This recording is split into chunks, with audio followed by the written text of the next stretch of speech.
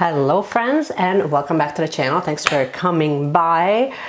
Well, finally we're doing such an exciting video today. So we're going to be really talking about my new setup for my Hobonichi. I will kind of walk you through what I'm planning on doing with my Hobonichi, and that will be like sort of like my main planner for 2023. We'll do a little bit of a setup, but mainly I kind of wanted to just kind of share what I got and how I'm planning on using it. So if you're sort of on the fence of what you should get for 2023 and you don't have like your 2023 lineup completely down packed, then this video is going to be for you. So let's get started. And of course, if you are brand new, thanks so much for coming by. I hope that you will stick around because we chat a couple of times a week here on this channel and we talk about anything and everything: minimalist planning, functional planning, journaling, all the things. So if you love stationery, you would probably really love hanging out. You can also follow me on Instagram. I'll just leave a little handle here if you ever wanted to see sneak peeks, polls, that sort of thing. Okay, now let's take a look at this beauty. So this is the cover that I bought from Galen leather. It's such a beautiful portfolio, and this is essentially what houses, there's Noah, and this is essentially what houses my Hobonichi cousin. So here she is on the inside. We're just going to take this out. I have like a journaling card here on the side with a bunch of pockets. It has a couple of pen holders, and it also comes with an extra pen holder insert that you can just kind of place inward. I don't really use them, so I think I'm just going to set that aside. But nevertheless, I think it looks stunning. It also has like a little keychain. And then here is the Hobonichi Cousin 2023 edition. And that's what we're going to be setting up in a moment. I also have a clear cover from Midori that I picked up on Amazon. And that's just kind of there to kind of keep the outside protected, essentially. So for me, this planner is essentially going to be sort of like a catch-all. I'm planning on using this mainly for appointments, anything home related, anything hobbies. And of course, Noah is playing with the extra insert, which is super cute. He really loves it. He's like, this is the most interesting thing ever. Okay, moving on. So like the idea behind this planner is for me to have like my entire year set up in one booklet, and I think that this absolutely delivers it. Will I stay in it for the whole year? We will see. I'm looking at the year at a glance here. I'm just using some transparent stickies at the very top.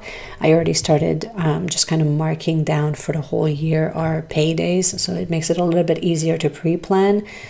And that's essentially it. I'm not planning on like adding a ton of deco because I don't think it's necessary.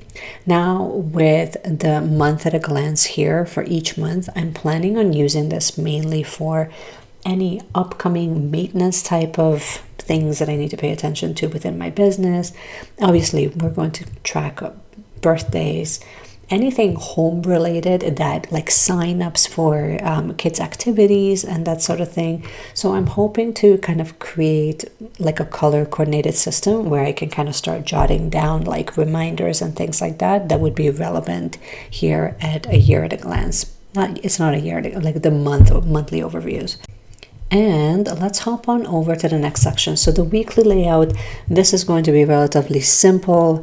On the sidebar, I'm actually just planning on using some level of trackers and some sort of reminders or ongoing to-dos that we can kind of add in that's going to be really relevant for both home and for business.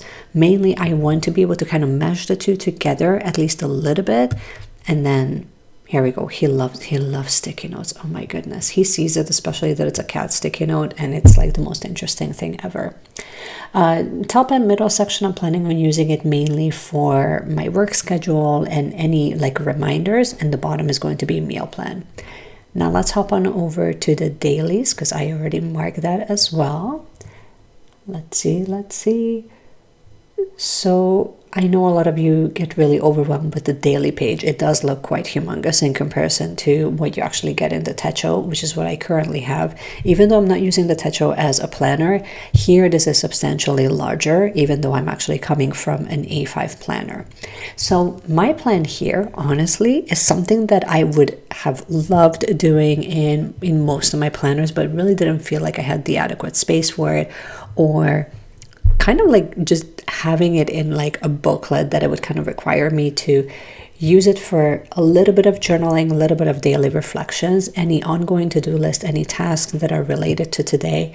And also, I really want to start kind of printing pictures that are relevant for that day. I do this on a micro level in my traveler's notebook, where I just kind of reflect and do memory keeping of each day. But sometimes it's really cool when you can add pictures, because as soon as you do, it just becomes a little bit more personal. And to me, that's kind of how I'm planning on using it. Now, will I stick with it? Will I always print my pictures? I don't know, but we will definitely have to try. And the sidebar there with the schedule, I think it's going to be fantastic for time blocking and keeping it fairly minimal and kind of see how it goes. But I also don't really want to add like a ton of pressure that I have to use up this entire page. But it will be really nice to be able to kind of decorate it at least a little bit. You know what I mean? I think that there's just so much pressure when it comes to these planners. When you have like a larger planner, that you always kind of feel that internal pressure of having to fill out every single page and utilizing every single aspect of the planner. And if you don't, then somehow you're not utilizing it appropriately. When really what it comes down to is actually make the system kind of work optimally for you. So here's the index that I'm actually going to be using. I picked these, actually I received this from one of my stationery selection boxes. And these are like these small little indexes that I'm going to be using on the sidebar. I'm also going to continue on using these transparent flags that are from cloth and paper, which work really, really well for just kind of marking areas within your pages. But these small little numbered index stickers are easy to move. I will show you how we use them. I still have some left over of just the different colored ones from Hobonichi that also works really, really well. I believe both of these are actually from Midori. I also received this little page clipper thing that I don't like it. I think it's going to really wrinkle the page. You can hold a bunch of pages together, but I honestly think that just using your ollie clip, if you have them, I mean, it looks super cute, right? But using an ollie clip is going to be a lot gentler on your pages than this little clippy thing. I mean, it's fine, it does the job, but I feel like it's going to create a bit of a wrinkle in the pages. Like the ollie clip doesn't really do that. You can just kind of clip together the pages and you're good to go. Let's put on some music and we can actually just set up all the index stickers together. So first I'm actually starting out with the dailies before I move on to setting up my weekly. I'm actually leaving the monthly completely alone because I don't find that it's going to be that relevant for me to add an index to that. So for now, I'm just using these really colorful small little Midori stickers, and I'm just kind of placing them right onto the actual number that it corresponds with. I was trying to color coordinate it, but it was just not really working out, so I just kind of left it alone.